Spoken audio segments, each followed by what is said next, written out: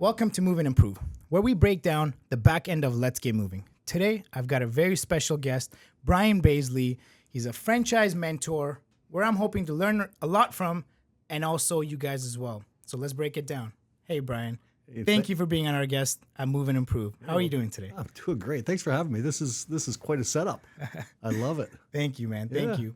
So tell me a little bit about yourself and how you became a franchise mentor. You obviously had your own you have your own franchises now, and you also worked as you helped with franchisors, and you had driver's seat, your own business which you franchised. Yeah, you've been doing all of it. Yeah, I think kind of all aspects of franchising. So, I mean, I got my franchising start later in life. I was working in corporate executive positions in business. Loved it. Thought it was just the greatest thing. Truly enjoyed it, but I thought at some point it'd be really great to work for myself and have my own business. And through that process, started looking at different opportunities. I wasn't planning to get into franchising. I was just going to be an entrepreneur. But I came across the Anytime Fitness brand. Really, really admired those guys. They were a startup at the time, not even quite a startup. They had a couple hundred units, but joined the Anytime Fitness group and helped them develop Canada, but also opened up some of my own clubs. So I was working in a capacity with them, but I was a franchisee with them. And in fact, I'm still a franchisee. Awesome. Technically, there's another guy that runs that business now for us. It was really then that I truly understood the value of franchising, and it was such an interesting side of business that I didn't know before that. And part of it was just because you meet really smart people who are invested in their business and want to do great things. And there's a real power to that. There was a real power to that. So fast forward to 2011, my youngest brother and I decided to get into business together, and we decided we're going to start a franchise. We spent a year trying to determine what that business would be. All we knew was we're going to franchise it. We didn't know what the industry was. We didn't know what the name would be. We just knew we wanted to empower like-minded entrepreneurs to build a great business for themselves. Long story short, Driver Seat was born in 2012. We were open for 90 days when we franchised our first unit.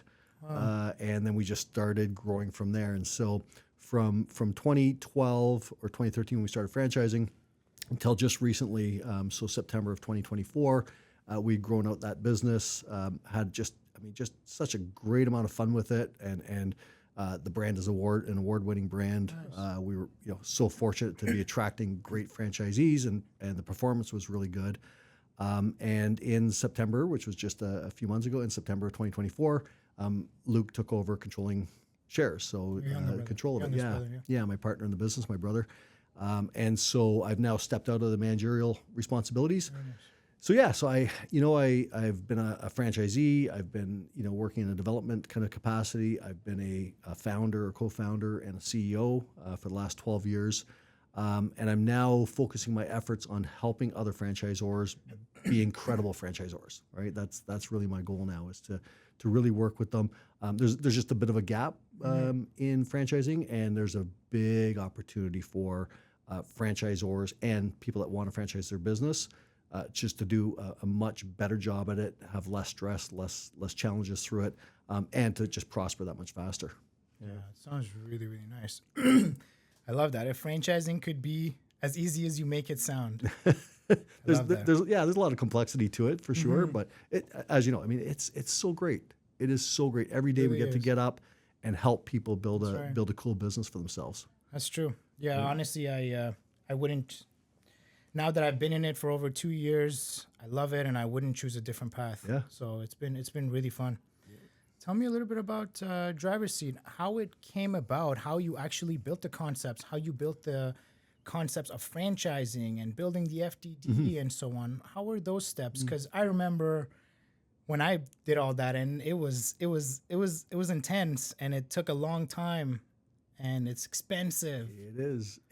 Tell me a little bit about that. Yeah, and I think what you went through is what and I'm going to use the term a lot, but it's actually most franchisors go through, which is there's not a really good playbook for it, and there's actually not a really good understanding for how to architecture and design a franchise. And so I was fortunate. I came from franchising and with the anti-fitness team, and had a lot of great insight as to what worked well and what we could do with that side of it. And so when we developed the concept for Driver's Seat, we came up with 30 guiding principles, and just things like whatever the business is, it has to be good for the community. Whatever the business is has to be scaled. Actually, it's a lot like yours, where it's a very scalable business. But we wanted a lower cost of entry to it, and that's because what I had discovered was there were a lot of really interested people who wanted to be in business for themselves, but they didn't have $750,000 or $1 million to put into a business. And there are those people as well out there, but we wanted to have a lower cost option for them. But we also didn't want that low cost to mean low upside, right?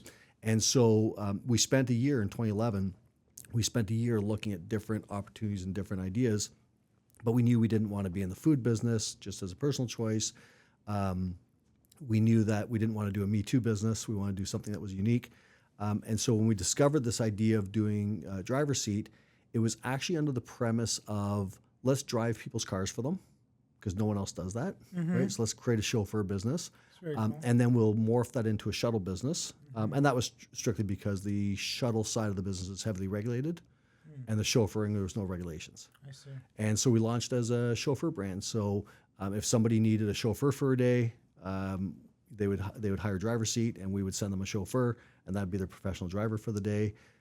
If somebody needed a car relocated, we would do that. If somebody was out drinking in the evening, we would use the app. We would dispatch two people to them, pick them up, drive their car home for them, this type of thing. And then we did some work for companies, picking up cars and moving them and this type of thing. So really interesting, but it quickly morphed into the shuttle side of it, which is really what that business is today. And so the shuttle is like, if you can imagine, mid-sized commercial vans, between 15 and 22 seats, fully wrapped, very, very bright, very orange, very vibrant. And so that's what that business is today. We do a lot of B2B, so a lot of work for other businesses. We do some governmental work, work for universities, and then some consumer stuff with things like weddings and craft brewery tours and that type of thing. That's amazing. Really cool business idea. So you said you franchised it after 3 months? Is that what you said? Yeah. Really? Yeah. So we built it to franchise it. That was the idea. Oh, I see. And so Luke opened up the first location in Ontario. And while he did that, I started preparing to franchise the business. And then our very first chauffeur became our very first franchisee. No way. He was also the first person that got our logo tattooed on his arm.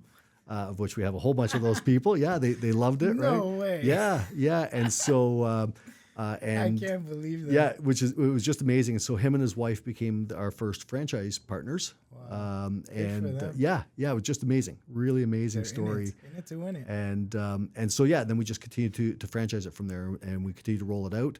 Again, originally as a chauffeuring type of brand, and then we morphed it into a shuttle brand. Very nice. Yeah. With regards to the FTD and with regards to actually selling franchises, how was your experience with that, and where are your locations mostly in Canada? Canada and the U.S. Okay. Yeah. So we did it a little bit differently. We did it all in-house. I shouldn't say all. We did most of it in-house. And so I built a very tight franchise sales process and a funnel for that side of it. We had internal team that worked on those franchise leads and nurtured those leads. Nice. I think in today's world, there's a lot of companies out there that are really good at doing some of this stuff. And so even Driver's Seat now is morphed into using some of these companies because it just makes good sense. But we built a tight process around it. We made some mistakes for sure. As a founder, I was super excited to talk to people. I talked to too many of them and spent too much time and invested too much time in it. And every time you thought that person was a for sure, it wasn't. Oh, tell me about it. And it happens all the time.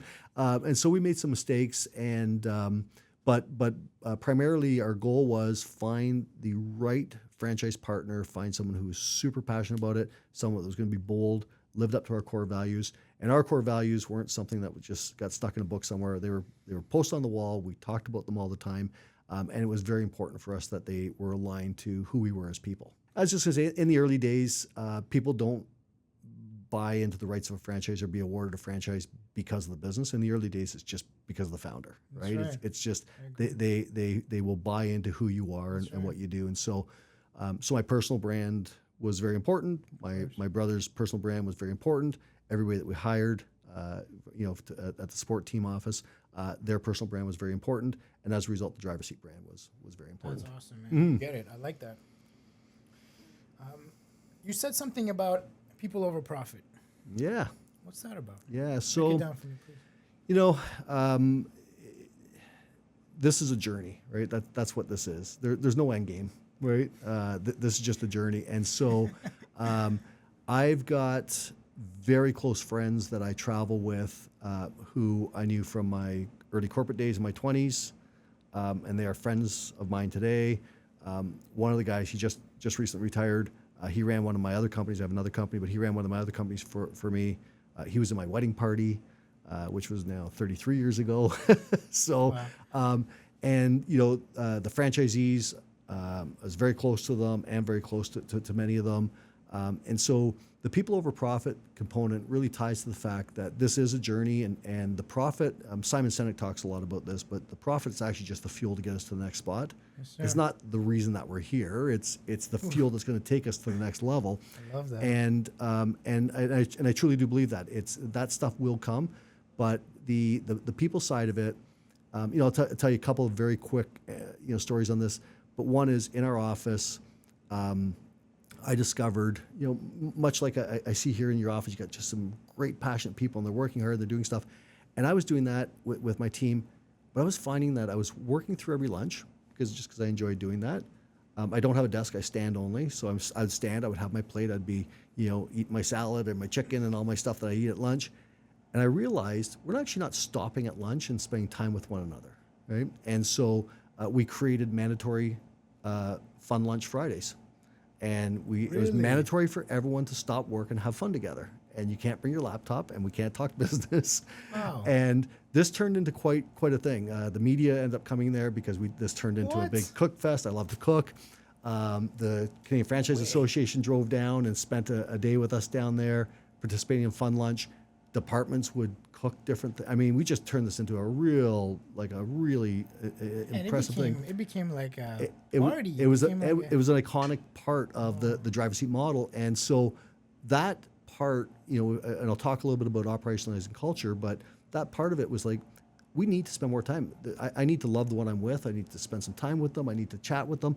And it's not right. We're so fast moving, right, that all of a sudden we're just not stopping and realizing, oh yeah, I haven't asked you about your child, or about your study that you're working on, or the book that you're reading. That gives me goosebumps. And so that's one example. Another example though is a really fun one.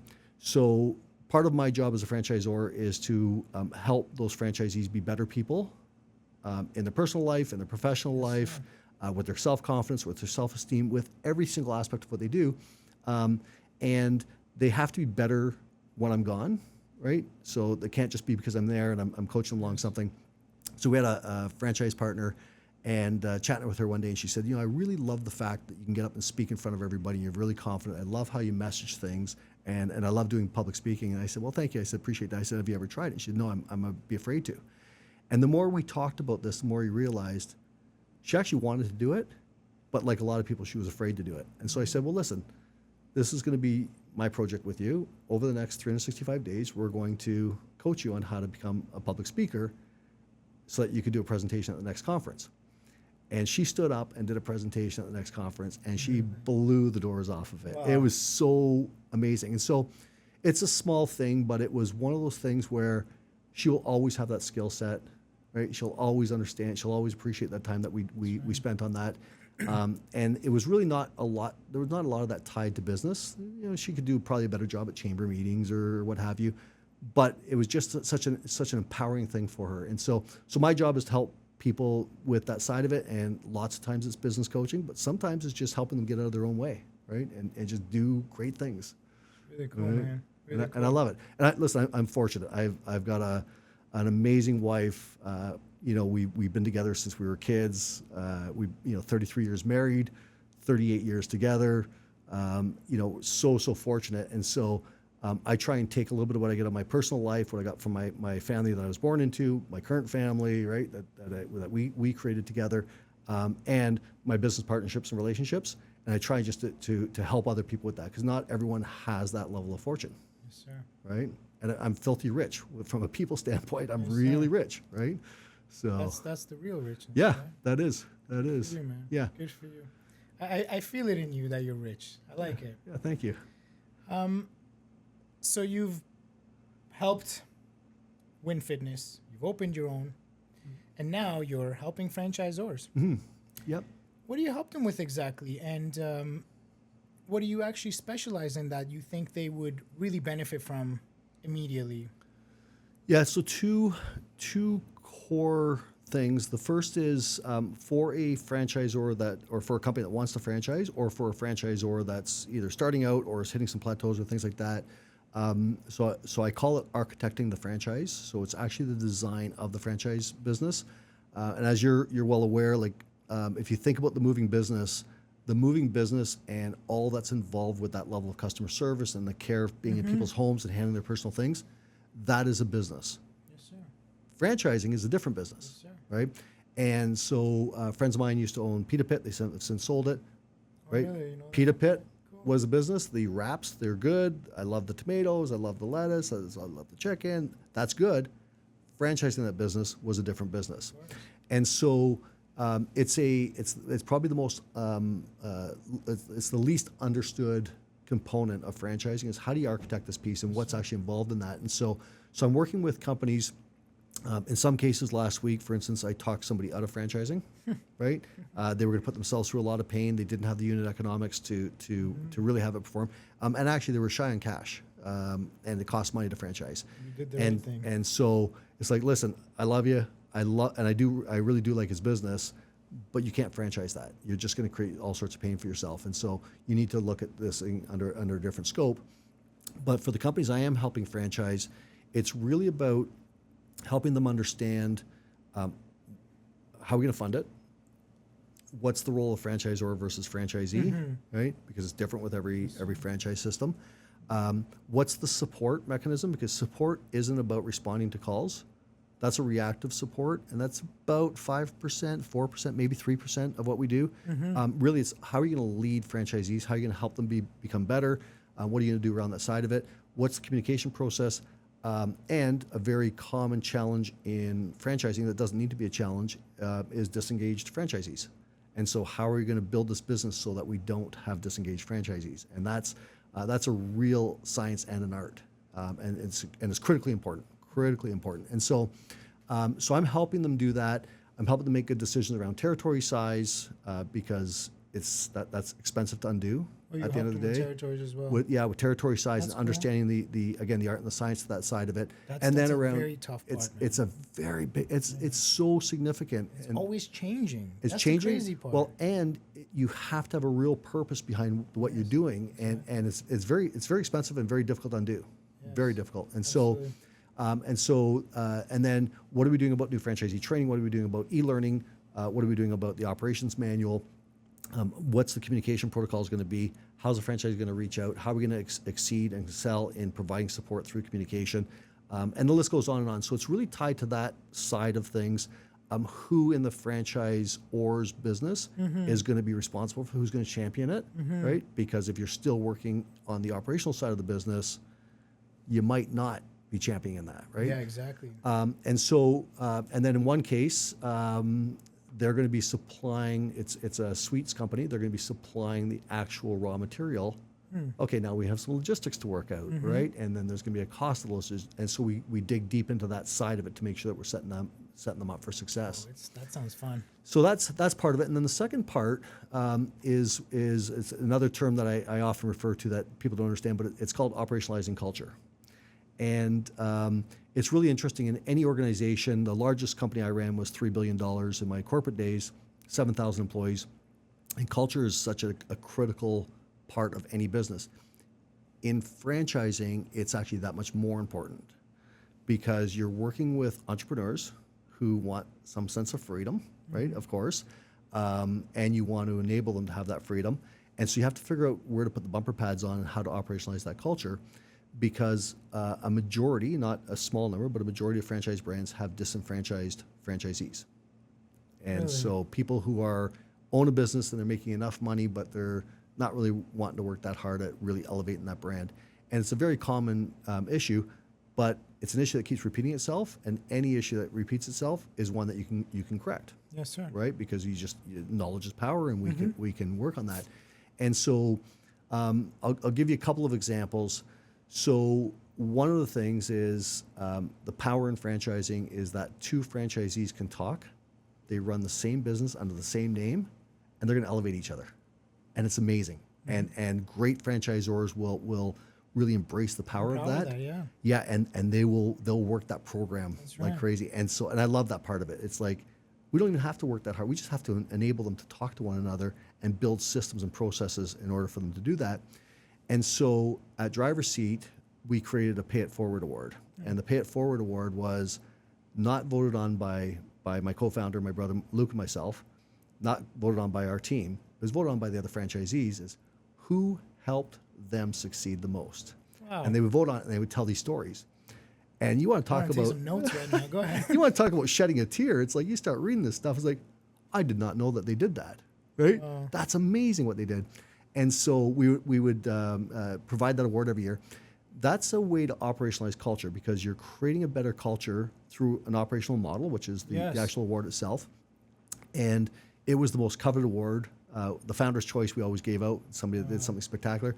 But this was really the most coveted award. It's like your peers are voting for you, and you're going to get this thing, and it's forever going to sit on your shelf because you're amazing, right? That's crazy. And so that was one way to do it. And then there was another program I put in place, and it's an interesting story. When I was walking through your office here, I was thinking about it. I was at the office one day, and my job was pretty simple: remove barriers from people, right? Help them succeed, help them be better at what they do. I was walking through, and everybody was on the phone. And I was like, what's going on? This is very busy today. Like, it's crazy. And they said, yeah, we did webinars every Wednesday. They said, yeah, it's Webinar Wednesday, and we're just making sure people are going to show up. I said, well, why would we have to convince them to show up? It's such great material. We put a lot of effort into it. And they said, yeah, well, people get busy and sometimes they don't show. And I said, okay, well, we can't do this anymore, right? And so we developed a program. It took a year to put in place, 6 months to develop and put in place, and 6 months to execute. But it was called DEP, Driver Seat Engagement Points. And it was really simple. You will earn points by being at the webinar with your camera on in a professional setting with your and being able to engage at least once and not being more than a minute late.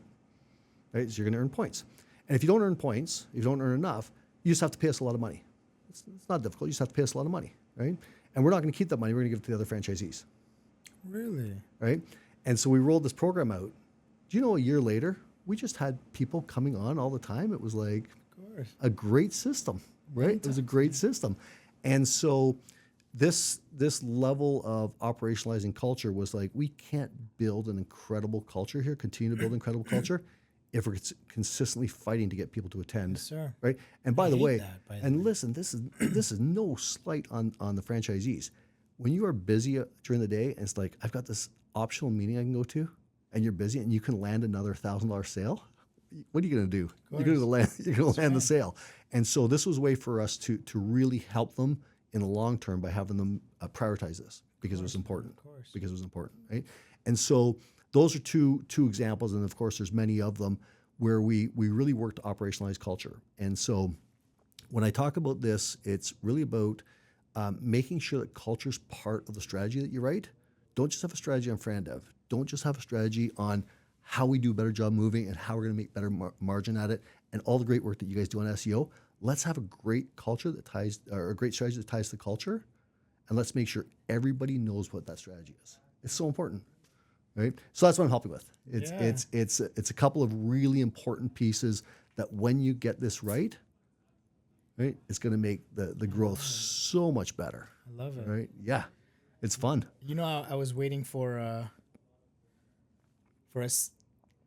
secret answer, like a one-time answer. This is what you do. That's how you sell more franchises, but it always comes down to caring. It always comes down to caring for people. It always comes down to people over profit. It does. It does. And by the way, the people over profit includes the team at the office, because you can't have the franchisees coming first or the customers coming first and everybody else coming second. Everybody's got to come first. People gotta come first, they've got to right? come first. And so part of my role as CEO, and in the current organizations I'm working with, where I'm a chief franchise officer, part of my role is to make sure that head office team has an amazing employment brand, that they're loving what they do and they're passionate. They're not slaves to the franchisees, and the franchisees aren't slaves to them. Yes. This is a true partnership. And when you build that culture, that changes everything, right? May I ask, how do you go about building a culture with the employees and the franchisees like that? So a lot of it's around setting expectations. And so we really set clear expectations for our team at the office. These people are out there, they're driving their business, they're trying to do great things. And so, yep, they're imperfect, but so are we. And so we never talk about they or them, right? We do have a big poster up at the office, and we refer to it often. It's in the boardroom, and it says one of these chairs is always reserved for the franchisee. And so whether they're there or not, that chair remains empty. And we always talk about what are we doing for the franchisees in order to do that. Dude, you keep giving me goosebumps. And it's an important it's an important aspect of how we go about thinking about things. And so, but the flip side is, people can get frustrated, right? And I'm not a frustrated type of person. It's a negative emotion. It actually just detracts from what we're trying to do. But I can understand, right? People get frustrated, and so making sure that franchisees are super clear about who they're speaking with, how they're going to be speaking with those people, right? Level of respect, right, is part of our core values, and then there's so that's the science part of it. There's an art part of it too. The art part is it's really easy for people to be angry over a keyboard, right? You see it in customers sometimes, right? You'll see it in staff sometimes. That's easy, right? It's much more difficult face to face. Much more difficult when you break bread with somebody. It's much more difficult when you look them in the eye. And so we work really hard to make sure franchisees got to the office. They spent time with people. We made sure that there was fun discussion. Lunches were together with some of the team members, because at that point in time, you're now not talking to a voice on the other end who's in charge of operations or some other thing.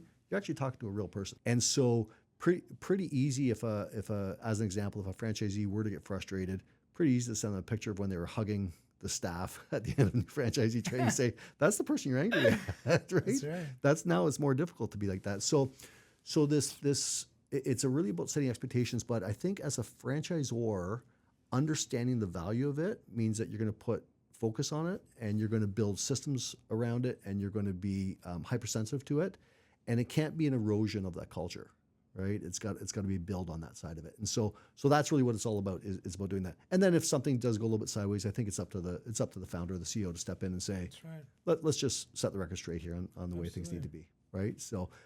Listen, people are imperfect. They're going to get angry or frustrated or maybe a little loud at times. It can't be condoned on a regular basis, but you have to understand that emotions will get in the way sometimes. Yes. And again, refer back to Simon Sinek. Always start with why, right? What's the why? Why are you angry today, right? Or why are you upset today? Right? I like that. And when you unpack that a little bit, it really helps to kind of temper those things, right? It was interesting. There's a franchisor. Wow, what a wonderful guy, wonderful man. Just you'd want this guy over at your house, having a coffee with you or a cocktail with you. Just a nice guy. But he's got franchisees that are, I think perhaps walking on him a little bit, right? Really? And they're doing a great job of support, yet they're not, because they're allowing too much latitude on that side of it. And so operationalizing culture is really designed as, you've got to set expectations. The franchisees have a job to do. Their team has a job to do. You have a job to do. Your team has a job to do. And we have to take that seriously. We don't have to take ourselves too seriously. We just have to take our work seriously enough. Yeah. I like that. Yeah. You talked about when we met, you were saying how you love building cultures and you invite your franchisees over and they know your kids and you've had dinners with them. Tell me a little about that. Were you the ones cooking the dinner? Absolutely, I was. Absolutely. What do you cook? What's your favorite thing to cook? That's a big list. So I've been cooking a lot of Lebanese food lately. Why Lebanese Lebanese mezza. food? I just love it. Really? I just love it. Yeah, it's great. Really? Okay. But I'm Middle Eastern. I love Middle Eastern food. So. yeah. I mean, just incredible, and there's so many amazing flavors, right? That you can put together on one platter. I mean, it's incredible. But I love cooking Indian. I love cooking Italian, of course. But I love cooking. When did you become a cook? Just over the years, my wife doesn't like cooking, but she does love a good meal. And so that's my passion for her, is to create something. But and I make everything from scratch. Really? All of my doughs are made from scratch, and all of my sauces are made from scratch, of course. So I love to cook. I think it's such a fun part of life. And so it's a little more in the earlier days than the latter days with more franchisees, but our goal was let's break bread together, and this is a journey. And so a great majority of the early ones, of course, were at my house, and we drank wine together, and we ate together. And the same thing with our head office team, and part of this mandatory fun day, fun lunch Fridays. So Luke and I would cook for them sometimes. And so one time we had 38 people at the office, and so one day I made 38 homemade doughs, and I brought a pizza oven in, and we grew basil, and I made homemade tomato sauce from 60 pounds of tomato, and I taught them all how to flip and make their own wood-fired pizzas, right?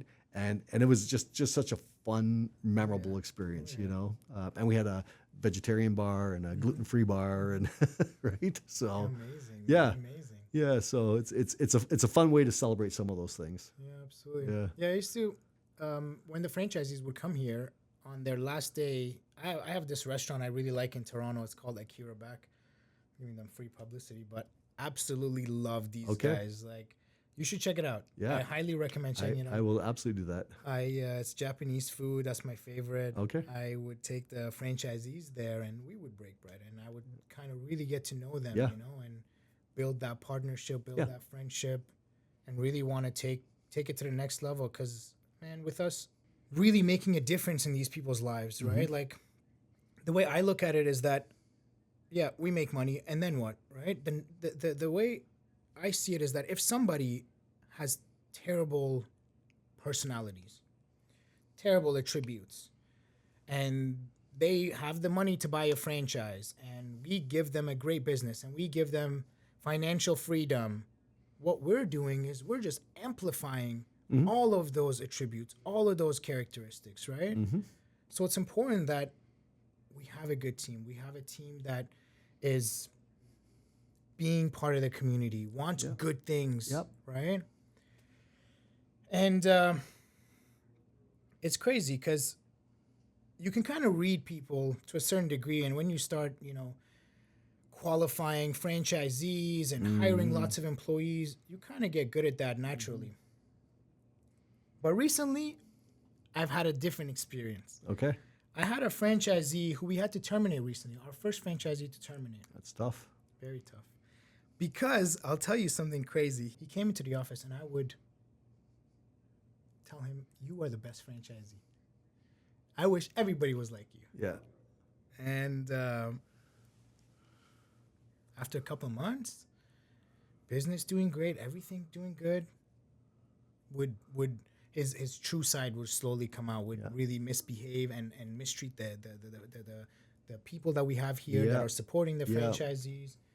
And then he started fraudulently charging customers cards. And then he started underreporting to us, which are things none of my franchisees would do. Like, I feel like everybody that I'm working with, such great people, and all they want is a straight path, right? For their family, for their business, for their life. Yeah. Some people just can't stop taking shortcuts. Yeah. So unfortunately, it's tough sometimes being able to read people, but in this world of franchising, you really can't hide your characteristics. You really can't hide what your true side is. Yeah, and remember too, so I think about some of these statistics, right? So 50% of marriages end in divorce, right? Really? 12% of people get some sort of a terminal illness at some point. So you start thinking about the statistics on what impacts people's lives. Go back to start with why, right? And in some cases, yeah, because they don't have integrity and we just misread them. Got it. Cut losses, move on. In some cases, it's like you look at somebody and say they were really good and then something happened, right? Yeah, well, marital breakup or losing a spouse or so that can happen, right? And I've been fortunate I haven't had to suffer that, but I'm sure it'd be very tough, right? Yeah. And so I think about some of those things, and I think again we have to be predictive about these things. That's the beautiful thing about what I'm doing with the architecture side of things is let's just be predictive. If we already know like 50 to 60% of the people are going to go through something fairly traumatic in their life, right? We can predict it, right? You have 100 franchisees, that means 50 to 60 of them are going to go through something traumatic, maybe during their tenure in owning that business and maybe not. Yes. But I think flipping back to the practical and legal side of things, a franchise partnership is a legal partnership, yes, and it's a practical partnership. Yes. It's in all practicality it is. And so Luke and I were partners, and so we had expectations of one another, and we had to call each other out on things that we wanted to course correct, yes, or do differently. We had to challenge each other once in a while. Sometimes we disagreed. Typically, right, we would just talk our way through that and understand what it is, maybe give in a little bit, what have you. And a franchise partnership is truly that. It is a legal partnership by the FDD, but it's also a pragmatic or practical partnership. Absolutely. And so when we talk about things like that, I would never, as an example, schedule a meeting with my business partner and then just not show up. Yes, of course. I would never do that, right? And so I wouldn't expect my franchisees to do that, and I wouldn't do that to them, yes, right? Sir. And so if you think about it under that light, it really helps position, and it helps franchisees understand, because many of them wouldn't have been in a business partnership before, and some of them haven't even been in a business before. That's right. Right? Yes, sir. Yeah, so it's a very, I think, a very practical way to look at the franchising model. Yes. Right? I want to get into some of your hard times, if that's okay. Yeah, we had lots. Tell me a little bit about what hard times you had with when you joined Tiam Fitness, as well as when you started driver's seat. What were some hardships you had with regards to scaling the business and funding the business? Yep. Did you have broke years, broke months? Talk to me about those tough times. Man, I'm really glad. I didn't think you were going to ask that. I'm glad you did. It's an incredible one. So when I started Anytime Fitness, we opened 2 clubs on the same day. And Your own. Yeah, and on the same day we opened, and it just so happens that both leases came to fruition. It's like, okay, we're going to just do it, and it'll be pretty efficient. But it's expensive to do that, and so we decided, we were just going to fund one internally ourselves, and that was no problem. The second one, we better just go out and get a bank loan for it. And the bank loan they dragged their feet, and eventually they just said no. Yeah. So we funded it ourselves and used more personal money to do that. Okay, that was fine, and they opened, they were profitable, things were good. And then went to do the third one, but it came right on the heels of the first 2. And so we said, well, for sure we have 2 open, and this one's a no-brainer. For sure we'll get the money. And we didn't. And so there were lots of times when I was looking at what we were doing and the amount of money that we had invested. I said, okay, we went into this pretty well off. We had built a nice nest egg. We were pretty good with our finances. But this is a lot of money to be funding, like all of the equipment, all of the build out, all of the renovations, all of that ourselves. Wow. And there were some scary times. There were some times when it was like, okay, this is going to be tough. We have another $80K coming due, and we don't actually have that in liquid cash today. So those days happened for sure. And it was really about being super smart about what we did. We pushed ahead with it. We were brave. We were bold. But there were some sleepless hours after working my career, making a really good living income wise, and having lots of savings and no debt, to all of a sudden saying we're going to incur all of this personal debt ourselves, right? And I'd never worked in the fitness industry before, so it was, that part was new. So that was the financial piece at a personal level. One of the business challenges we had with Anytime Fitness, we were new to Canada, of course. I was opening up 2 clubs, and we were talking to landlords, of which I had a good relationship through my other work. And they were saying, well, no, this is a 24-hour club. It's not staffed all the time. You want to let people lift weights in there in our plaza? How about no? right? How about no? We don't want to talk to you. And so we really had to nurture the relationship with them and educate them as to what it was that we were doing. And that took some time, but we put a big effort into it, and that was part of my role for Canada, is to make sure that we did that on behalf of the franchisees. And we did that very successfully. I worked with a really great real estate agent who was well connected and well respected, and is a close friend today. And so he really helped kind of broker that component, because it's not transactional; it was relationship based. Driver's seat, on the other hand, wow, so interesting. We launched the business. We were doing chauffeuring. We started testing out doing shuttling, and realized, hey, we're actually pretty darn good at this, and we know how to make a lot of money at it. And so we started rolling that piece out. And this regulatory component I talked about, it was the weirdest thing. So our competitors had the shuttling side of it. So the with the minibuses, our competitors had the right to argue about us not opening. In Canada? In Ontario. Really? And in Nova Scotia. And it was such a weird thing. It was like, were those the only two provinces, or were those the only provinces you were applying for? Those were the only two that we had trouble with. The rest of them had different rules. Okay. Yeah. And so we had to have the laws changed. And you had to change the laws. And in one case, in Barrie, Ontario, we had 4 competitors get together, and we had to prove it was like a kangaroo court. So we had to go to this hotel room, and the judge from the MTO sat up at this high pedestal. Yeah, it was really interesting. And we had to hire a lawyer, and we had to argue that we weren't going to do them financial harm by opening. It was such a weird law. Financial harm? Yeah. And so anyway, we won. You want the money, go get it. We won. We got past it. But it was a real big challenge as we grew out that business. No way. Wow. And we won that. We moved forward. We were growing quickly. And then of course COVID hit. And like a lot of businesses, I mean, a lot of our business was in the consumer sector at that point. A lot of it shifted to business now, but and so we were doing weddings, airport runs, and craft brewery tours and wine tours. Well, there were no wineries open, the airports were shut down, and no one could get married. And so we quickly went down to zero in revenue.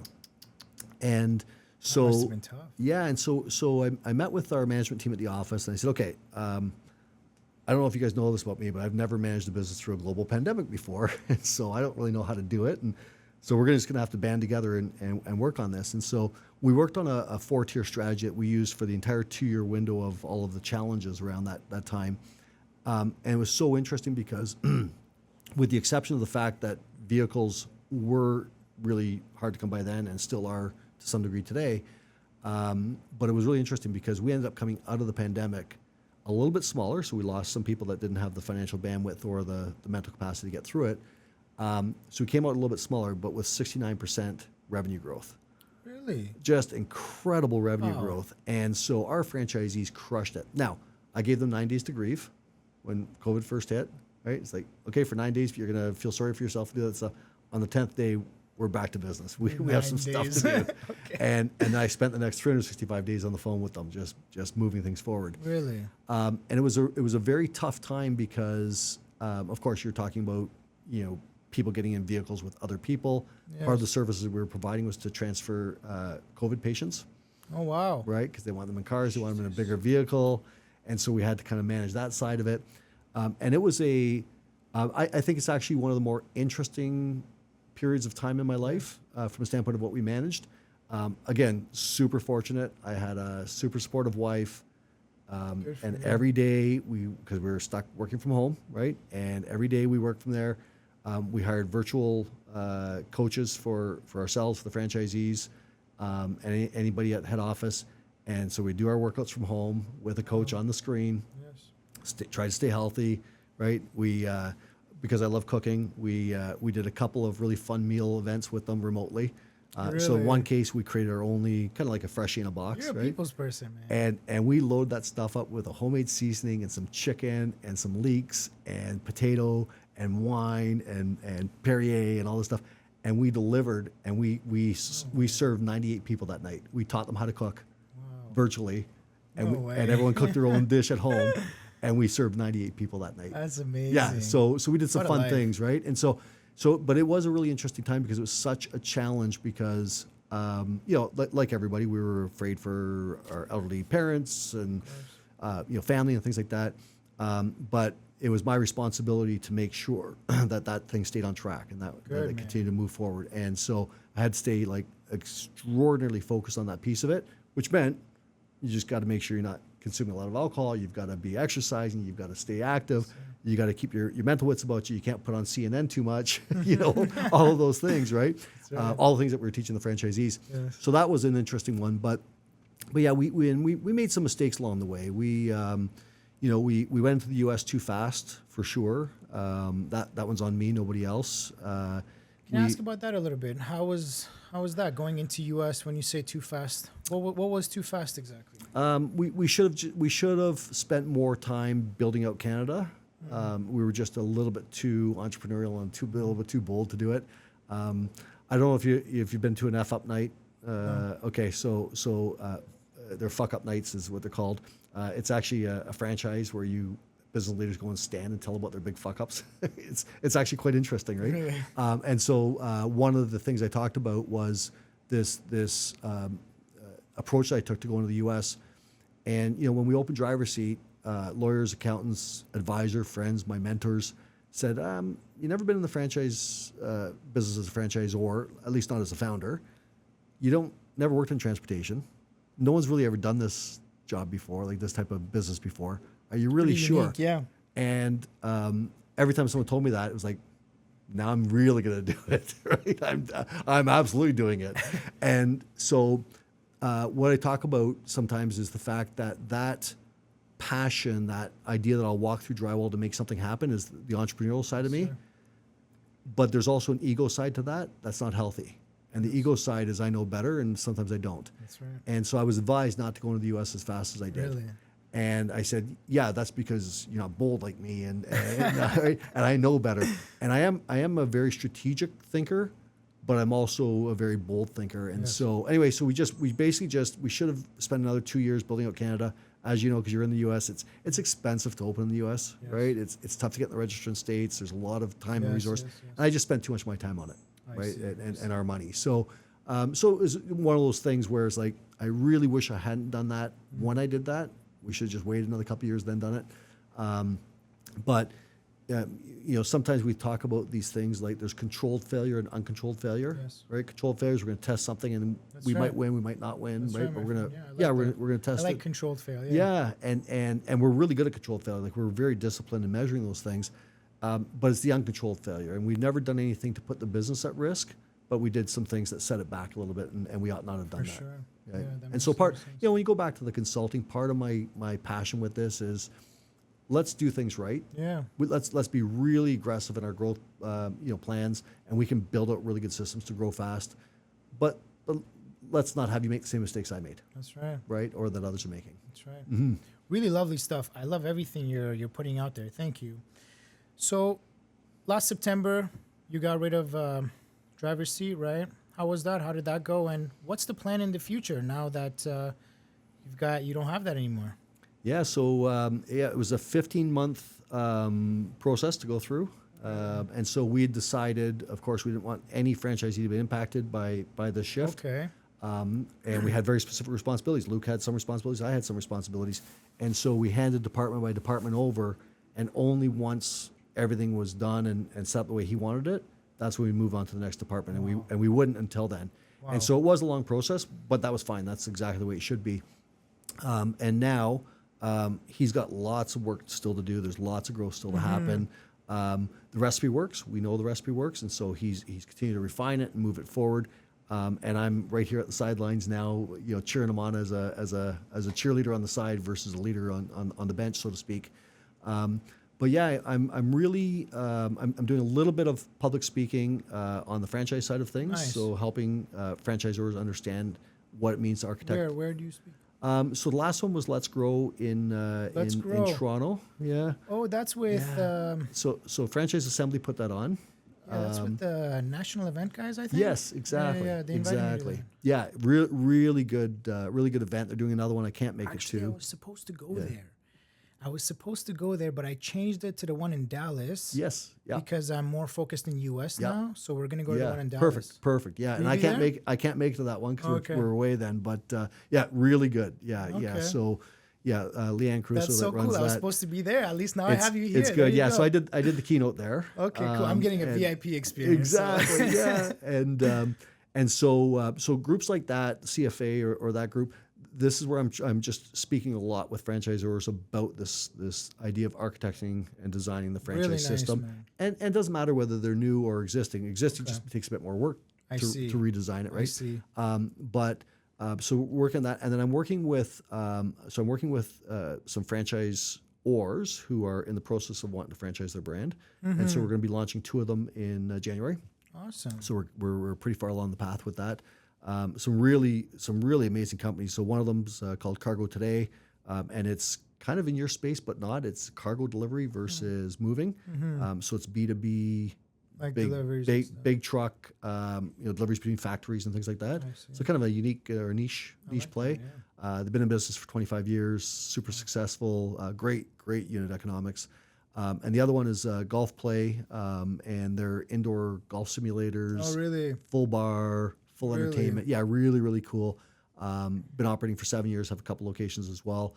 And that one's really cool. And then there's a few more that we're launching just after those ones. So I'm working with some companies like that in helping them with their franchising goal, and in a capacity of kind of like a chief franchise officer. Yeah. So the CEOs in both of those situations are both very talented people. Their team's very talented, and so they know their business inside and out. And I'm going to really help make sure that when we're ramping up on franchising side of it, it's going to be really rock solid. Cool. Good for them. Well, they're in good hands. You Yeah, know that. thank I'm you. hoping Yeah. to work with you as well. Yeah. I'm hoping to learn from you. Yeah, I appreciate that. So that's going to be cool. I'm excited for that.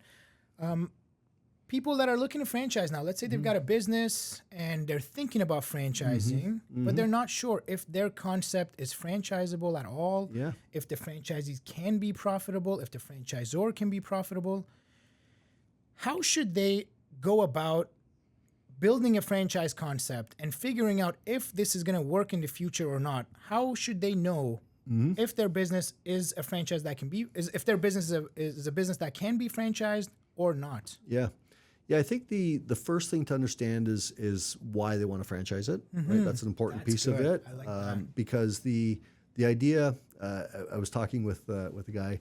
He's got a really cool restaurant, but it's like, because then the franchisees can open these things. I won't have to put the money into it, and I'll be profitable. I'll have 7%. That sounds so selfish. And I said, you're gonna have to subsidize your support probably for several years. So it's actually going to cost you money. So you'll collect up 7%, but you'll probably spend 12% or 15%. That's right.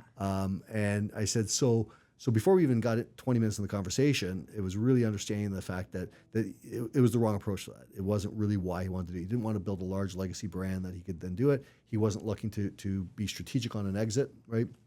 It was really tied to this growth, not using his own money. And I said, well, you're going to use a lot of your own money, actually a ton of it.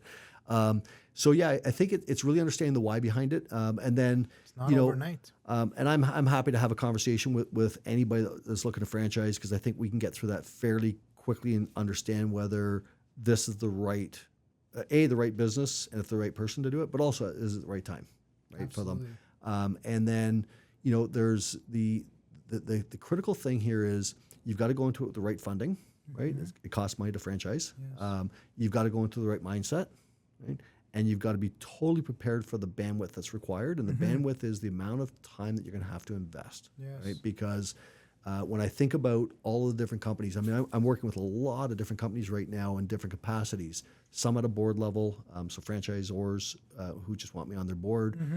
Some in a one-off consulting capacity. Some as chief franchise officer, and it's really about people understanding exactly what it is that they need to do in order to get to there. So again, I'm happy to talk with them, and if it's not me that can help, I can maybe point them in the right direction. Nice. But I think for anybody listening to this that is interested in franchising the business, I think that the first thing you just have to start with, to have strong unit economics, right? So the franchisees will make money at this. Do I really love the idea of not just selling franchises, but supporting them, right? Leading a team of franchisees, because every day when I woke up, I just loved it. I couldn't wait to get to the office. There was no such thing as an alarm that went off in my house.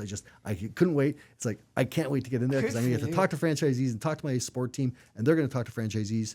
And that's what the fun part of it. That's the right reason. Or we were building programs to do things for the franchisees. Yes. And so you have to have that level of passion around it, and you have to really want to invest the time today to take some benefits from it down the road.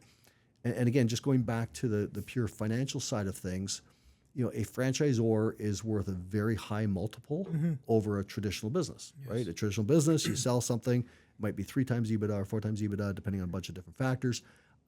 Lots. Firehouse Subs is a great example. They sold for just over $1 billion at 20 times multiple, right? And there's lots of them are now looking at 24 or 25 times multiple.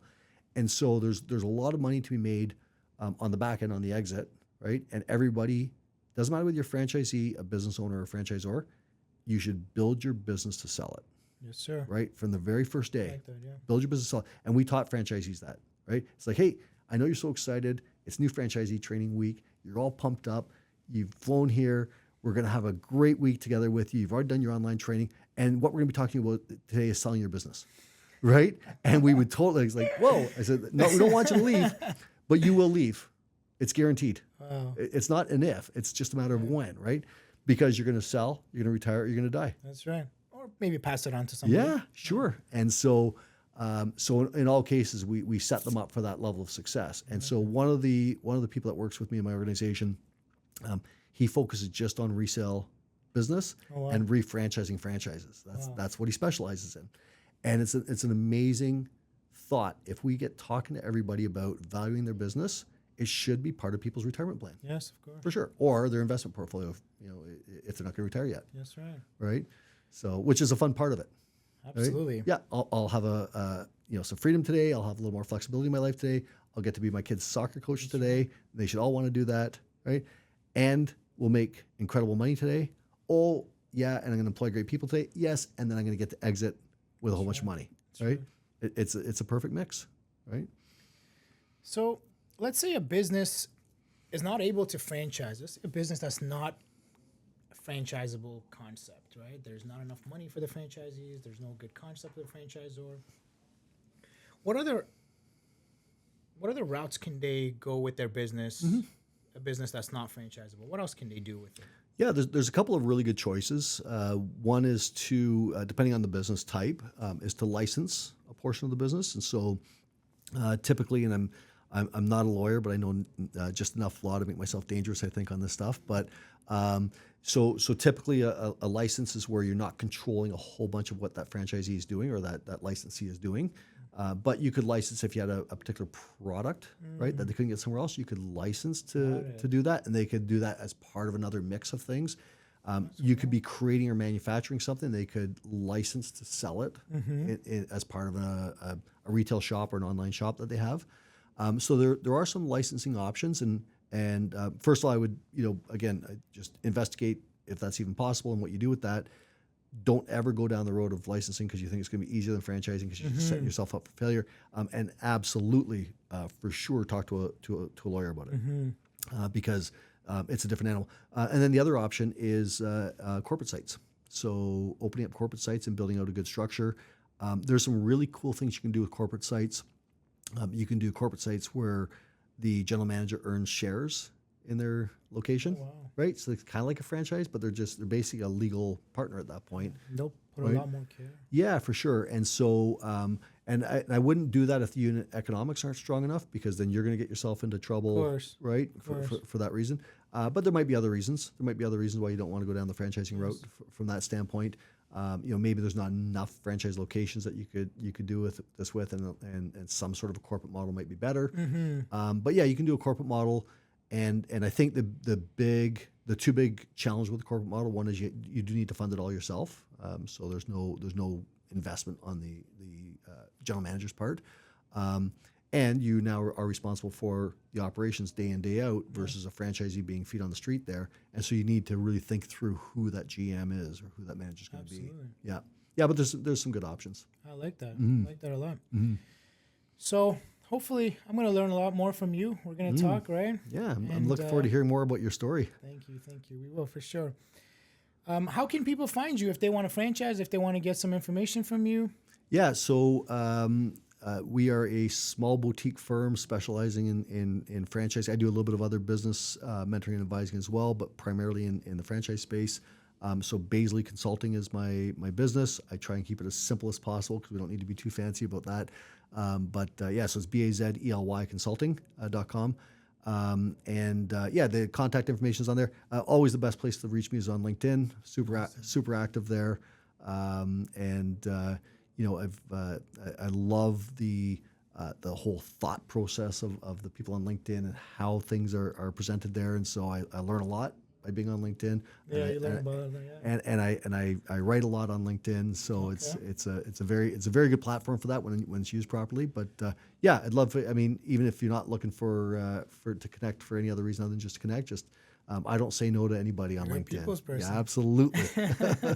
Love it, man. Yeah, it's it's brought fun. a lot of knowledge here. Thank I really you. appreciate it. Yeah. And I think our relationship is going to go a lot further than. Well, I appreciate you guys. This is you guys put a lot of effort into this, and super impressed with it. And love the chat. It was really good, and I'm sure we'll have more of these. That's right. It was a pleasure to have you here. Yeah, you as well. Thank you, Brian. Thanks. Appreciate it.